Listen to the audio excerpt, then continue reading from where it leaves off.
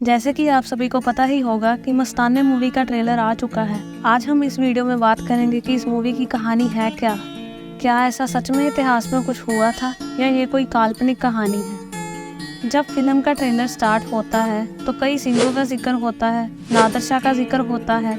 नादिर शाह के साथ एक ये इंसान दिखाई दे रहा है, तरसेम जसर, गुरप्रीत घुग्गी, करमजीत अनमोल, हनी मट्टू और बनिंदर बनी इस फिल्म में क्या किरदार निभा रहे हैं, ये सब कुछ हम इस वीडियो के ज़रिए आपको बताएंगे। पूरी कहानी जानने के लिए इस वीडियो को पूरा ज़रूर देखिएगा और अगर आपने अभी तक ये चैनल को सब्सक्राइब नहीं किया है तो ज़रूर सब्सक्राइब करिए। तो अब बात करते हैं इस फिल्म की। ट्रेलर की शुरुआत में जो सिंह दिखाए गए हैं वो 18वीं सदी के सिंह हैं। आप में से बहुत लोग ये जानते होंगे कि कैसे इन 18वीं सदी के सिंहों ने नादिर शाह की फौज पर हमले किए थे। अब नादिर शाह था कौन? नादिर शाह ईरान का बादशाह था जो कि बहुत ही लड़ाका आदमी था। इसके पास बहुत बड़ी फौज थी और ये आदमी मौत का दूसरा नाम था। नादिर शाह को एशिया का नेपोलियन भी कहते थे। इसने भारत पर हमला करके इतिहास की सबसे बड़ी लूट की थी। ये 90 करोड़ रुपए लूट के लेके जाता है और सारे इसके आगे हार मान लेते हैं और कोई उसके सामने कुछ नहीं बोलता। जब ये दिल्ली से खजाना लूटकर वापस ईरान की तरफ जा रहा था तब जंगलों में बैठे सिखों ने उस पर हमले किए थे।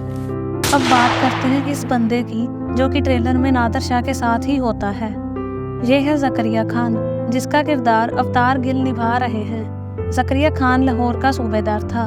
इसका भी इतिहास में बहुत बार नाम आया है। ये बहुत ही जालिम आदमी था और सिखों का सबसे बड़ा दुश्मन था। इसके राज में तकरीबन 30 से 40 हजार सिख शहीद हुए थे। इसने ही मसा रंगड़ को हरमंदर साहिब भेजा था और इसके राज में ही भाई तारू सिंह और भाई मनी सिंह जी की शहादतें हुई थी। अब ट्रेलर में ज़करिया खान नादिर शाह के साथ इसलिए दिखाई दे रहा है क्योंकि ज़करिया खान ने भी नादिर शाह के आगे हार मान ली थी और उसकी गुलामी कबूल कर ली थी। अब हम बात करते हैं कि वो सिंह कौन थे। उस समय पर जब जुल्म इतना बड़ा हुआ था तब वो सिख अपने घर छोड़कर जंगलों में रह रहे थे। उस समय पर सिख कौम की अगुवाई नवाब कपूर सिंह कर रहे थे। उस समय पर सिखों की हालत बहुत ही बुरी थी। पहनने को उनके पास कपड़े नहीं थे, ना ही उनके पास कोई हथियार और घोड़े थे और ना ही उनको खाने पीने को कुछ मिलता था। वो लोग सिखों को मारते जरूर रहे पर सिखों को कभी भी खत्म नहीं कर पाए। अगर हम ट्रेलर को ध्यान से देखते हैं तो हमें इन पांचों की लुक देखकर ये तो पता लग ही रहा है कि ये सिख तो नहीं है। अब हम बात करते हैं कि तरसेम जसर, गुरप्रीत घुग्गी, करमजीत अनमोल, हनी मट्टू और बनिंदर बनी क्या किरदार निभा रहे हैं। तो फिर आखिर ये है कौन? इनका जिक्र इतिहास में भी है। असल में ये मीर आलम थे जिनको हम मरासी भी कह देते हैं। पुराने बुजुर्ग इनको मर्दाने के भी कह देते थे। पूरे सिख इतिहास में इनका बहुत ही इम्पोर्टेंट रोल रहा है। भाई मर्दाना जी भी मीर आलम की कम्युनिटी से ही थे। उनकी 18वीं और 19वीं पीढ़ी आज भी गुरुघरों में कीर्तन करके सेवा करती है। अब हम बात करते हैं फिल्म की कहानी की। नादिर शाह जब दिल्ली से खजाना लूट कर आ रहा था तब सिखों ने उस पर 3 हमले किए थे। उस रात को बहुत ही बारिश हो रही थी और वो रात बहुत ही डरावनी थी। रात को हमला करके उन्होंने वो हिंदू स्त्रियों को छुड़ाया था जो कि नादिर शाह के कब्जे में थी और उन्होंने नादिर शाह से वो माल भी लूट लिया था जो वो भारत से लूट कर लेके जा रहा था। वो बहुत जल्दी अपना काम करके वहाँ से निकल गए और किसी को पता ही नहीं चला कि वो थे कौन। अब नादिर शाह ज़करिया खान से उन बंदों के बारे में पूछता है और वो उसे हुक्म देता है कि वो बंदों को ढूंढ कर लेके आए।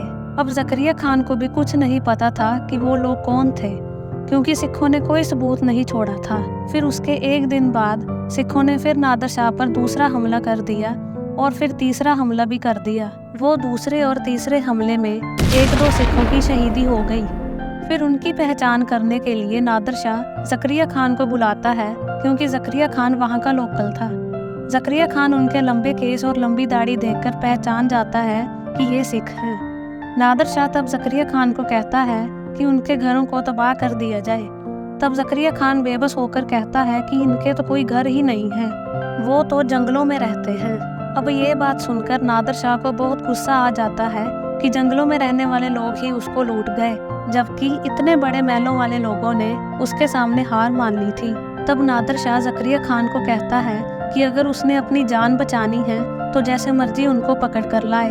ज़करिया खान काफ़ी कोशिश करने के बाद भी सिखों को क्या उनके एक बच्चे को भी नहीं पकड़ पाता। अब इस कहानी में एंट्री होती है मीर आलमों की।